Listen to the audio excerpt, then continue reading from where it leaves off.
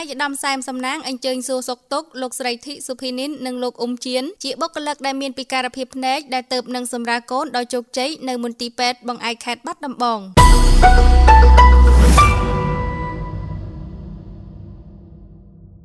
ប្រិមិត្តពិតជាបានស្គាល់ហើយអំពីប្តីប្រពន្ធមួយគូដែលជាជនមានពិការភាពភ្នែកដែលតែងតែបង្ហោះអំពីសមត្ថភាពរបស់ខ្លួនតាមបណ្ដាញសង្គមដែលមានឈ្មោះហៅក្រៅនោះគឺប្អូនស្រីសុភីនីននិងប្អូនប្រុសចាប់ជៀនឥឡូវពួកគាត់ទទួលបានចំណងដៃកូនស្រីមួយដ៏ស្រស់ស្អាតទើបនឹងសម្រាលរួចថ្មីដែលមានឈ្មោះថាសុខាធីតារមនីថ្ងៃនេះពួកគាត់ពិតជាមានសេចក្តីរំភើបរីករាយប្រកបដោយភាពកក់ក្ដៅដោយបានឯកឧត្តមសែមសំណាងជាអគ្គនាយករបស់ខ្លួនបានផ្ដល់នូវសេចក្តីស្រឡាញ់អញ្ជើញចុះសួរសុខទុក្ខដោយផ្ទាល់ក្នុងមន្ទីរពេទ្យបង្អែកខេត្តបាត់ដំបងប្អូនស្រីធីសុភីនីននិងប្អូនប្រុសអ៊ុំជៀនពួកគេទាំងពីរគឺជាបុគ្គលិកដ៏ឆ្នើមរបស់សមាគមវិទ្យុនិងទូរទស្សន៍អនឡាញសម្លេងជនពិការភ្នែកដែលបានរៀនចប់បរិញ្ញាបត្រនិងចូលបម្រើការងារក្នុងអង្គភាពនេះតាំងពីឆ្នាំ2015មកម្លេះដោយទទួលបានការបណ្ដុះបណ្ដាលជំនាញជាពិធីករនិងពិធីការិនីនិងការជ្រោមជ្រែងយកចិត្តទុកដាក់ពីឯកឧត្តមសែមសំណាងពួកគាត់ទាំងពីរបានចូលធ្វើការជាពិធីករពិធីការិនីបម្រើអារម្មណ៍ប្រិមិត្តអ្នកស្ដាប់តាមវិទ្យុសម្លេងជនពិការភ្នែកនៅឆ្នាំ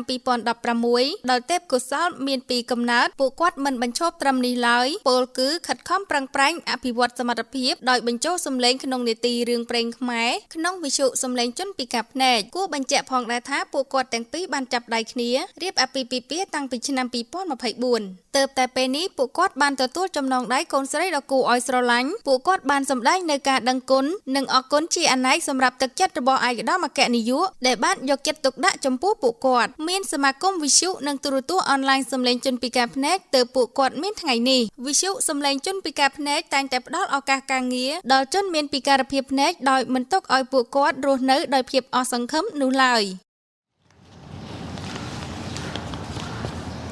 បាទចឹងថ្ងៃនេះសូមថ្លែងអំណរគុណដល់អាដាមសែមសំណាងអគ្គនាយកសមាគមវិទ្យុនិងទូរទស្សន៍អនឡាញសម្លេងជនពិការភ្នែកបានចុះមកសាកសួរសុខទុក្ខកូនចៅមកដល់មន្ទីរពេទ្យផ្ទាល់តែម្ដងទាំងនេះឲ្យធ្វើឲ្យកូនចៅមានអារម្មណ៍សប្បាយរីករាយដែលបានទទួលភាពកក់ក្ដៅថ្មីពីមេចំពោះកូនចៅផងដែរអញ្ចឹងអត់មានអីទេមានតែម្រាមដៃ10សូមគ្រប់ជូនពរដល់លោកអគ្គនាយកក៏ដូចជាក្រុមការងារទាំងអស់មានសុខភាពល្អអាយុវែងយឺនយូររោគទទួលទានមានបានគ្រប់គ្នា